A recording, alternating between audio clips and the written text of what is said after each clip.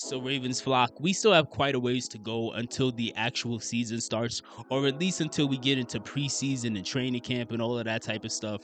And I'm very excited to see what can become of this draft class, and I'm sure many of you are as well. Like I said a few videos ago, though, in order for EDC to justify continuing to pick this many players, at some point he's going to need to have one of these draft classes where we see a crazy amount of hits, one pick after the other after the other. Doesn't mean he has to hit on all 11, but we have to see an above average hit rate in one of these draft classes. And I said in that video, I think this year could be that year. I'm still going to be optimistic about that until proven otherwise. But in order for that to be the case, we're going to need somebody in the later rounds to pop off. We already feel pretty confident as a fan base that Malachi Starks and Mike Green will probably be hits. So that does give us two players right there off the bat. But we're going to need somebody in one of these later rounds to be a gem, to be a guy who exceeds the expectations of a day 3 pick. Most day 3 picks, what are you really expecting out of them? Not much at all. You do have some success stories, but most come and go. They vanish. You never hear from them again. One guy who I think slightly is flying under the radar is wide receiver Lajohntay Wester. Now, Lajohntay is a guy who was very productive in college. He put up 31 receiving touchdowns. He also had 2 rushing touchdowns, 2 punt return touchdowns. When it comes to Shedeur Sanders' most infamous highlight from college where he threw that Hail Mary, Lajohntay was the one that caught it. So, and then also Lajohntay, on average, when you look at his career, he caught a touchdown every 10 catches throughout his collegiate career, which is, again, this is impressive. This is a guy who was able to get some sort of production and make things happen despite being a guy who may not be considered the most athletic, and he's definitely not the biggest. He's only about 5'10", 165 pounds. But he still was a guy who was able to make plays whenever he can, whether it be in the slot or whether it be on special teams. And that's a place where I believe that he could, of course, have an immediate impact on the Ravens, is with the special teams unit. Our special teams unit over the past couple years has been pretty underwhelming.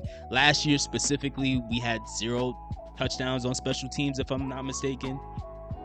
I would like to see us have a bounce back in that department, especially if our head coach is literally a guy whose claim to fame was special teams. You would like to see our special teams be more explosive, be more dangerous, make people more nervous, make opposing teams more nervous. Go back to the days when we had guys like Jacoby Jones, where it felt like any play, any kick return or a punt return could mess around and go the distance. You want to see that. And that's definitely a reason why I would become very optimistic about. I am very optimistic about the potential of Lajohntay, is because unlike Tez Walker, there's like an immediate lane where you could see him not only getting some playing time, but also having a chance to make immediate impact and become a memorable player, even if he's not a superstar. And it's no disrespect to Tez Walker, obviously. It's just Tez is in a spot where I think he's going to try to get in where he fits in, and there may not be a whole lot of opportunities for him. We were expecting him to be that deep threat to take the top off of the defense because he's our fastest receiver, but that just hasn't manifested just yet. So we'll see what develops from that. But at the end of the day, a guy like Lajohntay, there's still a lot that could be there, not just when it comes to special teams, but even as a slot player.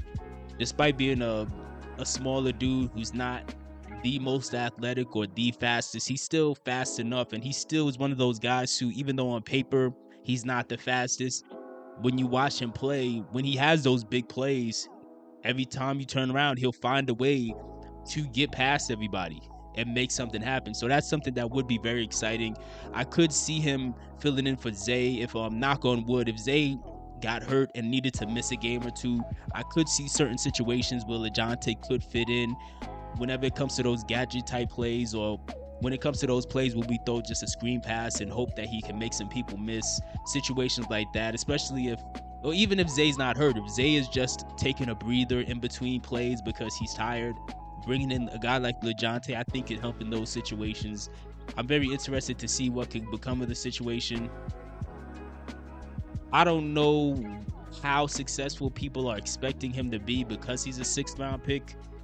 I'm not saying he's gonna need to be a guy like Puka Nacua or anything like that for us, but I don't think the bar would be that high for someone in his situation in order for me and many others to consider him a success, at least in his rookie season.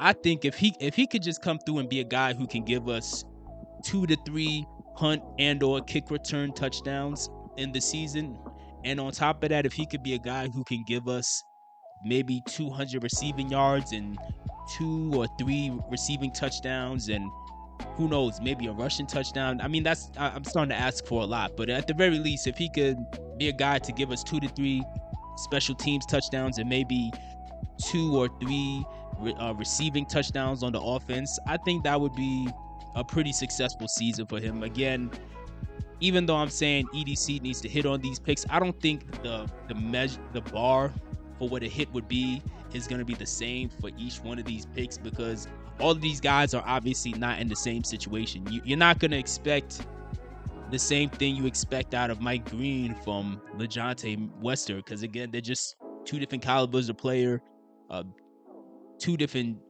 places they were drafted in. So either way, let me know what your thoughts are. Do you have high hopes for Lajohntay? Do you think Lajohntay can really exceed expectations, or do you think he's gonna be cut? Do you have high hopes for him? What do you think Lajohntay is gonna be in his rookie season? And do you think he'll be on the team long term?